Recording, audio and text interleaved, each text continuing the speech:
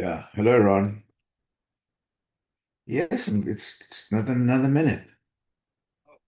I'm just about to open it up now. Thank you. Thank you. Thank you.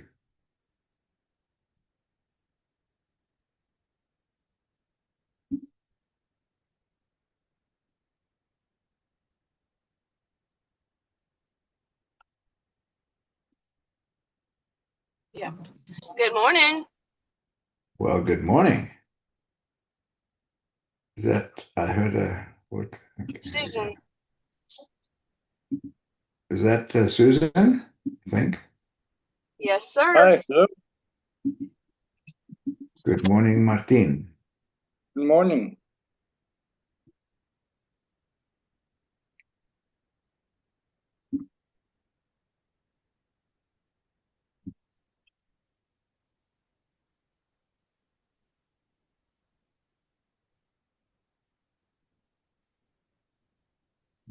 It is 9:30.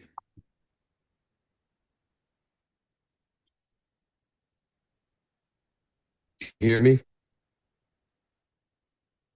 Good morning, Jim. Good morning, Martin. Good morning, Lawrence. Good morning. The ripples are somewhere. Good morning.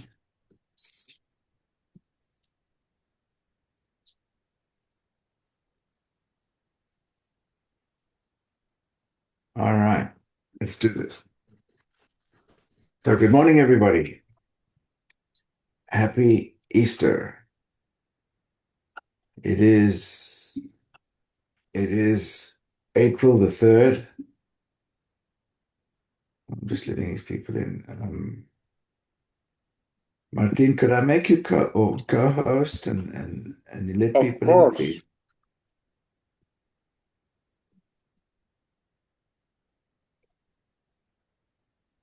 Oh, okay, the ripples. Ron, Carol, I need somebody co-hosting here to let We'll people in. co-host. Okay. There's a bunch of people coming in at the last minute. Good morning, Dr. Purvis. Never mind, I'll do it. So, good morning, everybody. It is April the 3rd. Happy Easter. As usual, the most important thing that we must always remember is that the slaughterhouse of failure is not in our destiny. We shall persevere until we succeed. Or the slaughterhouse of failure is in our destiny if we quit. So I thought today what I'd like to do is I'd like to talk about um, the four rules of Ikigai because it applies directly to what we're doing. So Ikigai is Japanese way of being that I think is very, very positive and can help us all in our daily activities, how we think, and our mindset and everything. So the things that I want to talk about are the four rules of Ikigai are what you love, that's passion. What you're good at, that's vocation. What the world needs, it's our mission. And what you can be paid for, that's your profession. So, under those four subjects, passion, vocation, mission, and profession. And when I look at this and I say what you love, it's, and then I'm going to go through each one of these in a specific way so that I think we can try and get to some coherence for ourselves. So, for example, the first one is balance. Balance is very important because in the four rules, it's not just about passion or just about money. It's about finding the harmony between them. What makes it sustainable and fulfilling? So, for example, I look forward to Monday. That's my work.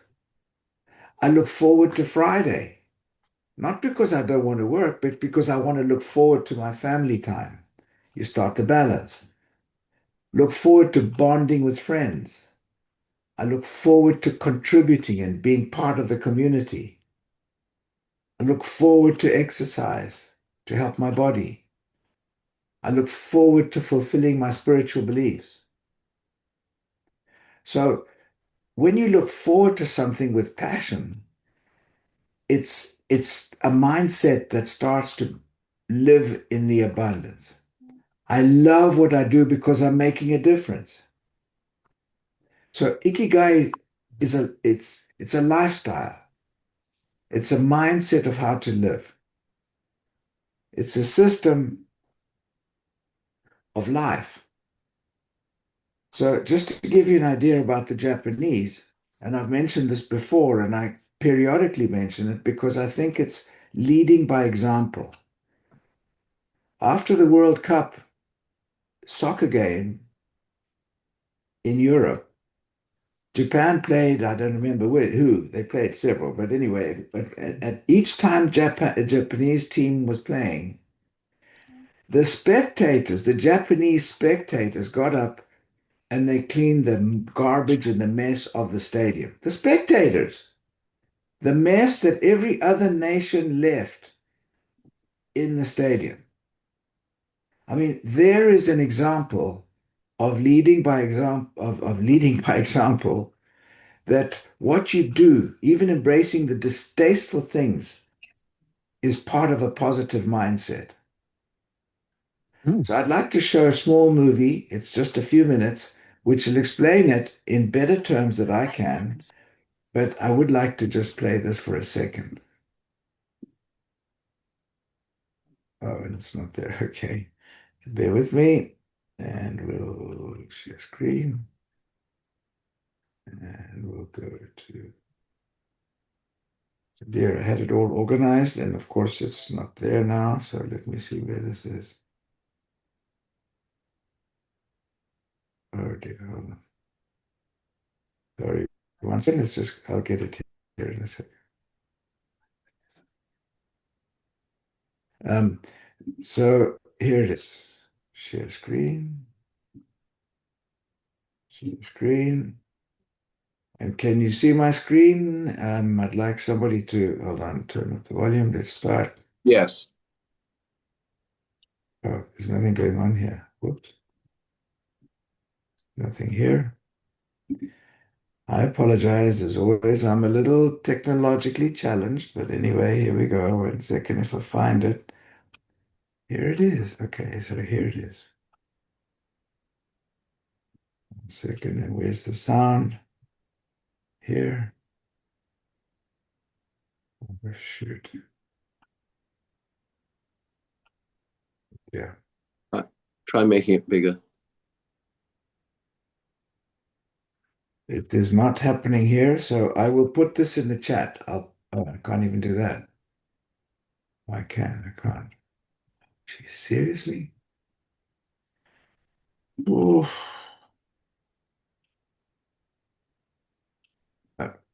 Okay. Improvement bill here. We all want to be happy. Okay. Can you see my screen now? Yes. Whoops. Hold on. Oh, it's gone. Oh dear. Where the hell did it go again? I think it's sitting behind it. Panic behind it, is it? No. No. Oh dear, I apologize. I had it so well organized and then nothing happens. Yeah. But the majority of us have no idea Here it is. what to do. Oh, I apologize. I had it done. It was Hey, so Lawrence, if you tap, I think it's over by his shoulder, the picture. There's a little two lines that arrows that'll expand it for you. thank you. Oh, you can see it? Yes. Full screen. Oh, Excellent. and can you hear it? On making more. Oh, and you can hear it too. Yay. Okay, here we go. Thank you. Thank you. Here we go. Here it is. Improvement Bill here. We all want to be happy, but the majority of us have no idea what to do. Should we focus on making more money? Should we focus on pursuing our passions? Should we give up all of our material possessions and become a monk in the mountains? Everyone seems to have a different take on it. So in today's video, I'm going to give you a definite answer by showing you guys a proven formula that has actually been around for hundreds and hundreds of years. A formula for happiness. See, the Japanese have a concept called ikigai, which roughly translates into a reason for being. And in order for you to be happy, you need to spend your time doing something with ikigai. You need to have a purpose for being here. But this is easier said than done because there are 4 components that you need to check off in order to achieve ikigai. And without all 4, you will never truly be happy. The first component is that it needs to be something that you love. We all have things that make us feel good, things that make us stop thinking for short periods of time, to just be present and aware of what's happening right now in front of us. The more technical people will call this flow state, but the majority of us call it love. That's why so many of us enjoy the arts, drawing, dancing, singing, reading, because it takes us into this state of bliss where we feel good and are focused on the task in front of us. That's why some of us fall in love with one another, because being with that person allows us to forget about all the other problems in our lives, at least momentarily. I don't need to get into too much detail about this component because we know in our gut when we truly love to do something. It's a feeling that we humans all share. The second component for ikigai is a little bit more tricky. It needs to be something that the world needs. See, we've been hardwired to feel good when we know that we're needed in a community. Back in the day when we were hunters and gatherers, this was easy. Everyone played an important part. The cook was just as important as the hunter. The builder was just as important as the caretaker. Back then, whenever you put in work, you could see the immediate positive effect your efforts had on others. But this isn't the case nowadays. Most of us work in offices, being given small roles in a massive company, where even if we work our butts off, it's hard to see the positive effects our work has on the rest of the world. It feels like our work isn't really helping anyone. It feels like if we quit our job one day, no one would even care because, to be honest, nothing would change. You need to find something that the world needs, something that you can do that will create a visible, positive effect on those around you. The third component for ikigai is that it needs to be something that you can get paid well for. Now, I know, right out the gate, some of you are automatically going to say something like, oh, improvement pill. You don't need money in order to be happy, but let's be real. Money is what puts a roof over your head, food in your mouth, and clothes on your body. Without enough of it, you're going to Go spend get the my red majority bag of and your then time take a shower. stressed out of your mind, wondering how you're going to get by. And it's not enough to just be making some money. You need to be getting paid well enough to live a comfortable life. So it really depends on where you live. For example, you could live like a king off of 30,000 USD a year in some countries, but in a place like New York City, that would barely be enough to cover your rent. If you're not making enough money to live without stress, then you will never achieve happiness. The fourth and final component you need to have in order to achieve ikigai is that it needs to be something that you're good at. Now, this doesn't mean that you need to be born with talent. This actually means that you're able to put in the time and effort in order to get better at this skill. Let's say, for example, you want to become a motivational speaker. When you first get started, you're terrible. You have stage fright, you stutter a lot, you forget what you're supposed to say. But over time, as you practice more and more, you start to overcome these obstacles. You start getting applause from the audience. That's what it means to be good at something. Not to be good from the get-go, but to be able to overcome obstacles and improve at this skill. This overcoming of obstacles creates a very fulfilling feeling inside of you, which is why it's such a crucial component of ikigai. Now, the interesting thing about this Japanese formula is that you can tell where you are in life and what you need to work on by looking at the components you have so far. If all you have is something that you love and are good at, then you have what's called a passion. People who fall into this category are all the aspiring singers and aspiring artists. The main thing stopping you from being happy is the fact that you aren't getting paid enough for your skills. Nobody seems to notice your talent. If you find yourself in this category, then you need to focus on marketing yourself so that you can start getting paid well. On the other hand, if you have something that you love and you can see how the world needs it, then you have what's called a mission. A lot of people who fall into this category are the amateur bloggers and activists who talk about things like saving the planet or going vegan. These are people who want to see positive change in the world, but unfortunately, they aren't good enough at public speaking, persuasion, or writing to actually be able to convince people to join their cause. If you're in this category, then you need to focus on getting better at your craft, figuring out how to convince people instead of just stating your opinion loudly. Now, if you're someone who has something you get paid well for and are good at, then you have what most people in the world have, which is a profession. That boring 9-to-5 job that pays the bills. What's stopping you from happiness is the fact that you don't love your work or see how any of this can actually make a difference in the world. If you find yourself in this category, then you need to try out new things and figure out what it is that you truly love doing. And finally, if you get paid well and it's something that you know can help the world, then you have what's called a vocation. A good example of a vocation are professors. They get paid decently well and their job does have a positive effect on the world, right? They're raising the future generation. But they often fall into the bad habit of teaching the same things every single year, which stalls their improvement. If you find yourself in this category, the main thing you need to make sure you have is that you are constantly getting better at your job, constantly challenging yourself to improve. Remember, guys, in order to be truly happy with your life, you need to achieve ikigai. You need to be spending your time doing something that you love, that you can get better at, that pays well, and that the world needs. Without all four, you will always feel like you're missing something inside of you. One of the best resources out there that you can use.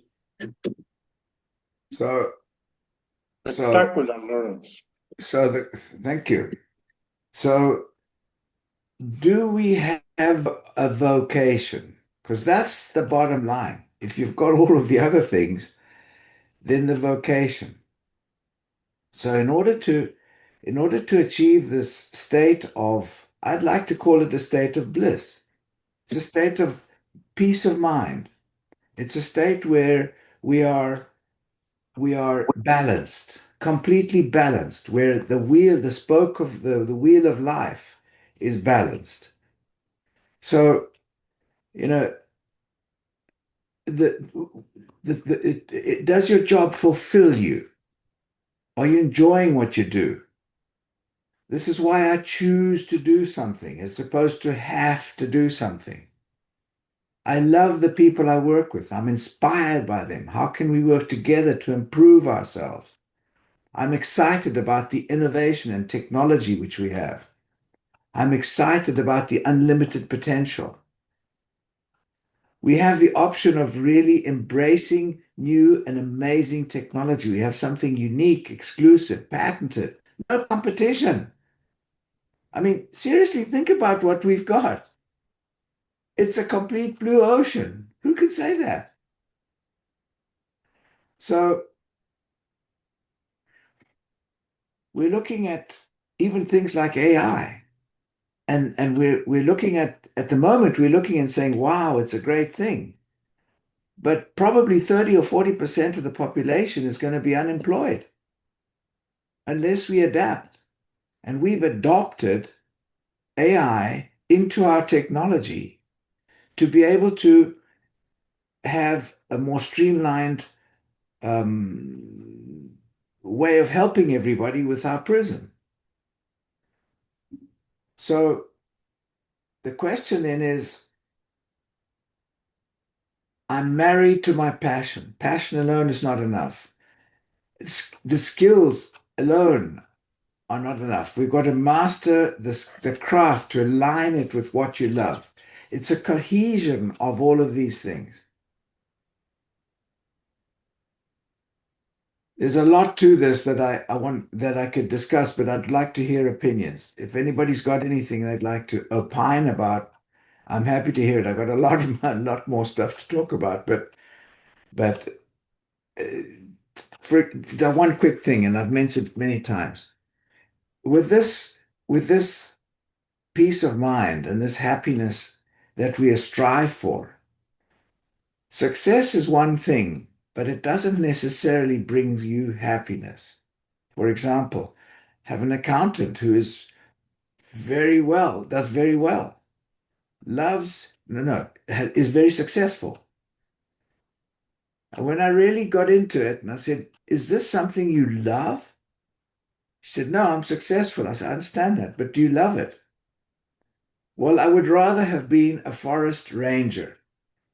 And here she is in four walls, successfully being an accountant. So that's not where Ikigai is. We cannot be happy unless we fulfill all of the roles of what we've just looked at and what we see there. If you're a forest ranger, for example, and you love nature, that's one big step towards having that bliss in your mind. In our business, vocation, it fills every one of those points we were looking at. Our business can fulfill those. We can make money, we can help people, we can make a difference, we can do all of these different things. And this is where Ikigai is, where you have components that all gel to a harmony which gives us peace of mind. And it's all mindset. Any questions, any comments? Anybody would like to say something?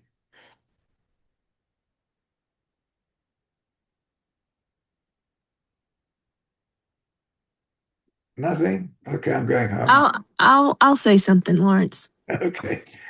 Um, for me, when I first got started in this company, and it's going to be 2 years in August for me, it was a complete, I don't know, light in a dark tunnel that I had been in, and through these calls, through everything, it has transformed me into a much better person. Um, and I do believe that, you know, I may not have all the aspects 100% of Ikigai, but um, I'm getting there. And it's it's just been life changing for me. And I appreciate everything that you do. Thank you. Thank you. It takes a village, as they say, to if we are unique, wonderful talents. Every one of us has unique, wonderful talents. And the strength lies in being able to share the positivity which we all bring. And it's important to avoid all of the negative things that surround us. So if we focus on, developing our skills, encouraging, mastering the craft to align it with what you love. I've got so much that I want to talk about. In fact, I'm going to make this part of another next Friday. I'll talk about the other half of it because there's still so much on this. But it's being able. What we're doing is we're mastering a skill. We're getting this. The end game is the vocation. That's what it is. On that drawing thing, it's the vocation where we've got the other components.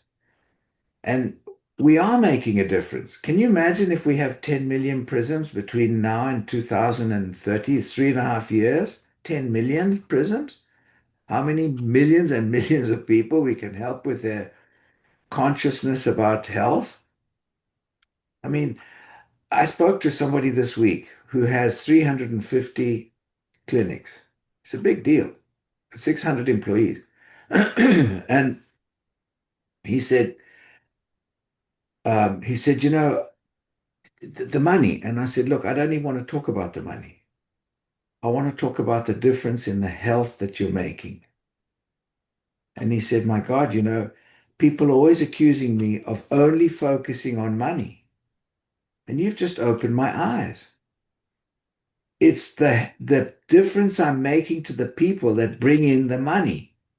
He said, you just opened my eyes. He's got 650 employees. And he started about the money. And I said, no, I don't want to hear about the money. I want to focus on what you do, the difference that you're making, the positive impact on the lives of the people around us. That's where it is. And the money is obviously going to come. That's not the priority, in my opinion. And I'm just saying, this guy who's, he's got a radio station, a TV station. He's got uh, 9, what do you call it, blog stations, and a huge guy. And he said, oh my God, you just pointed something out I didn't even think about it. Comments, please. Anybody? Hey, Lawrence, good morning. This is Robin. Robin, good morning, ma'am. I love what you just said. So I really took that to heart. Even though I've been thinking that, with you just saying that, that really made an impact on me. So thank you. Well, thank you. And thank you. Lawrence, Reinforcing. I'd like to also say, just supporting what Robin was saying, I just love the focus on the difference of what you're making on others' lives by providing our services. I think that's really important because sometimes towards may get bundled up in trying to show a doctor how they can make more money, but this whole, just the way you've said that, it's like it just really is so impactful as far as, because we all know we're all products of the products. We know what this company can do for helping our health and sharing that with others, and having physicians understand that what we have is what they've been looking for and haven't been able to get it through the conventional medicine. And just proud to be part of this group. Thank you. Service to others brings purpose. When it says what the world needs, roots ikigai in contribution. That's what we're doing. We're contributing. Purpose becomes deeper when we work positive impact, when we work with our work, positively impacts others, not just ourselves. Help get others get what they want and you'll get what you want. That's Zig Ziglar, I think. It is. So, each one of these little circles, there's a whole discussion on that. And that's why I wanted to just bring out part of it today.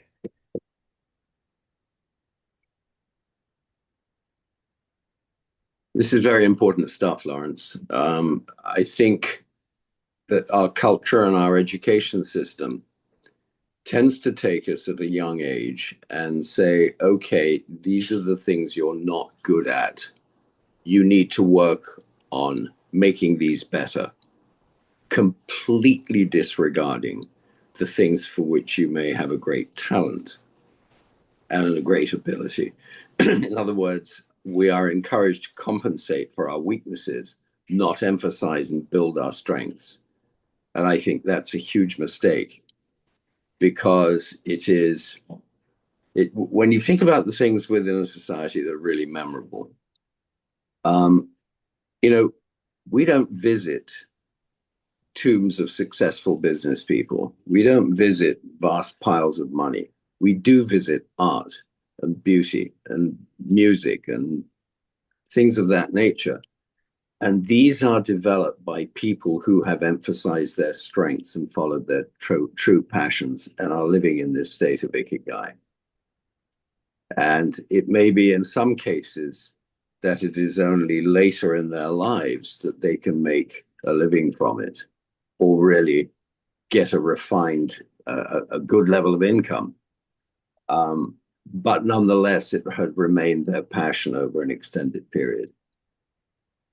And I think that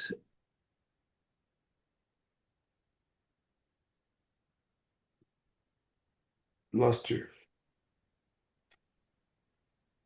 Lost Martin. He's, I don't know, we lost him. Okay.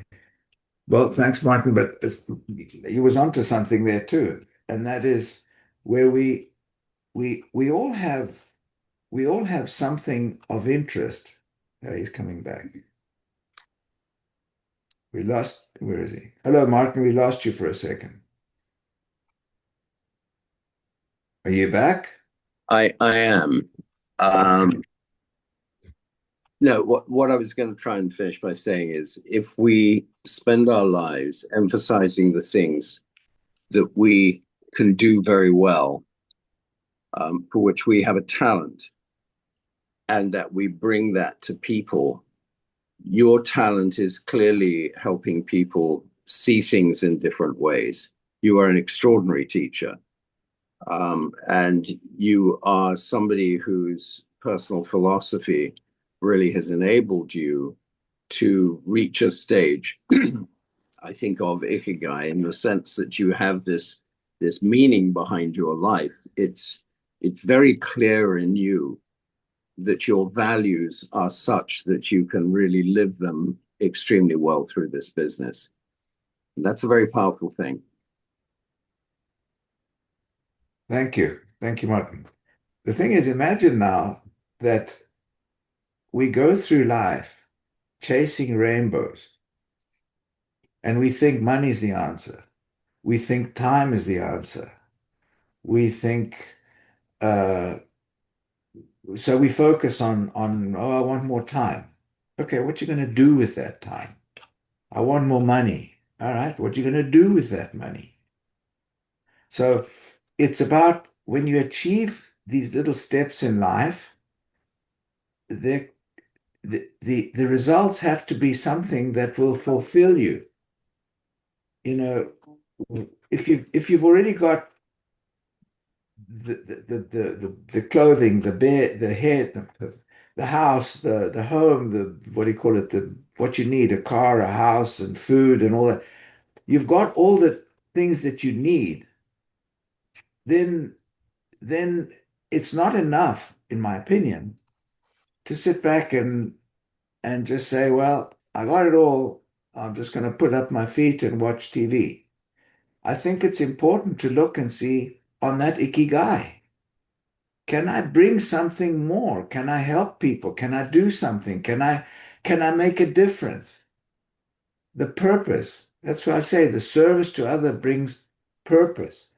What the world needs. We've got what the world needs with our science, technology, and innovation. That's our contribution. But we've got to be the vehicle. We've got to be the drivers of that technology to be able to efficiently bring it to people to understand the impact which we'll have. Imagine if we could reduce the cost of healthcare.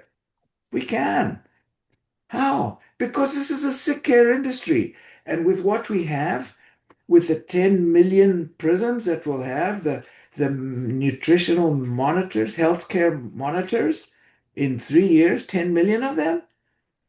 My gosh, we can actually help to contribute to lowering the cost of healthcare. Example. That's a mission. It's a big thing to look at. But we can if we have the vocation to do these things. If we have the vision Law- to know that nothing's impossible. Lawrence, Yes. Who's this? can you hear me? Yes, sir. This is Yeah. Jim. Hey, Jim. It's this is a great topic this morning, and I don't want to diminish it with this term, but it just came to mind, and it seems like the term is attraction marketing, and you think about it. Are we out there with the highest level of confidence in the balance of ikigai that we are representing something that's of great importance to others in a manner that makes them really want to listen to us? Or are we just trying to push, push, push? And I think that when we can all work on ourselves and accomplish this term you call ikigai, we're going to go out there with great confidence, and we're going to be able to express it in a manner that is going to attract them. They're going to wonder, what is it this person has? And it would be ikigai. Not suggesting I'm there, but it is certainly something worthy of pursuing. Well, Jim, that's the difference between selling and people buying. If you're selling, you're Right. trying to sell something, whereas if you've got something, people want to buy. That's it. People want something that they find is useful for them, and they'll come to you. So, so that's the attraction. The attraction is we've got something, and then we've got to have the posture. We've got to have the confidence and the self-esteem to be able to impart that information in a way which will make people say, "My gosh, I want that." For example, Right. they want, if you're healthy, people want to emulate what you're doing. When you scan on a biomarker and you scan on, say, the prison, and you're at 1,000, people immediately say, "What are you doing? I want to do that. I want the same."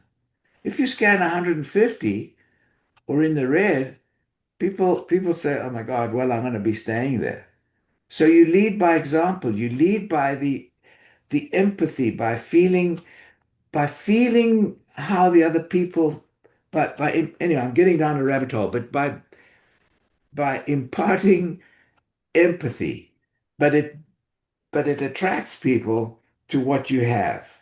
So they're buying from you rather than you trying to sell.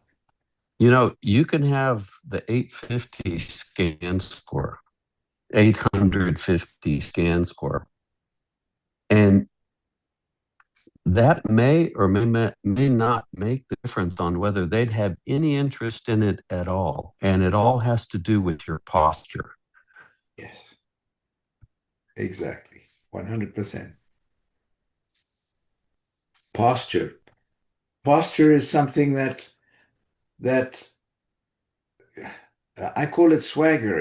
It's what you feel. If you feel good, that vibe will resonate with the people you're talking to.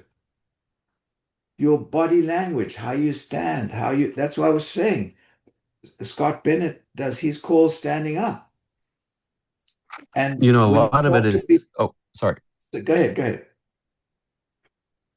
No, a lot of people, you can get out there and show them the 80 studies and all of this, or you can internalize all that into your mindset, into who you are.